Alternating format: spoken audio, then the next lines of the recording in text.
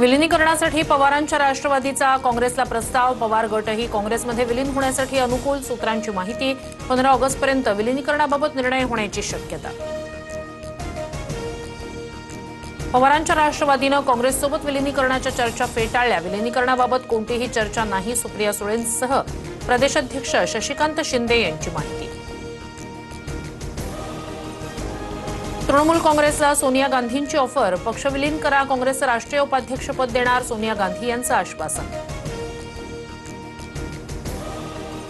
नाना पटोले यांना काँग्रेस हायकमांडनं तातडीनं दिल्लीला बोलावलं। हायकमांडच्या मनात काय हे अद्याप कळलं नाही, नाना पटोले यांची माहिती। पक्षाच्या हिताला प्राधान्य, कुणाचाही अनावश्यक हस्तक्षेप असल्यास विचार केला जाईल। वर्धापन दिनाच्या कार्यक्रमातून सुनेत्रा पवार यांचा इशारा।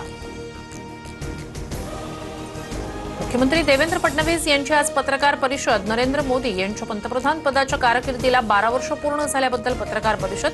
दुपारी मुंबईतील बिर्ला क्रीडा केंद्रात माध्यमांशी संवाद साधणार।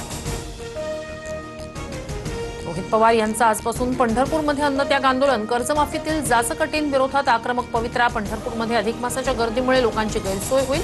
रोहित पवार यांनी आंदोलनाबाबत विचार करावा, सोलापूर जिल्हाधिकाऱ्यांचं पत्र। अकोल्याच्या अकोटमध्ये युरिया खतासाठी संघर्ष कायम। पहाटे 3 पासून शेतकरी कृषी केंद्राबाहेर।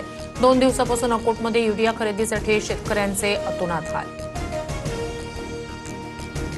कोल्हापूरच्या अंबाबाई मंदिरावर 1.5 किलो सोन्याच्या कळसाचा साज। गोव्याचे माजी मुख्यमंत्री प्रतापसिंह राणे यांच्याकडून 2.5 कोटींच्या कळसाची देणगी।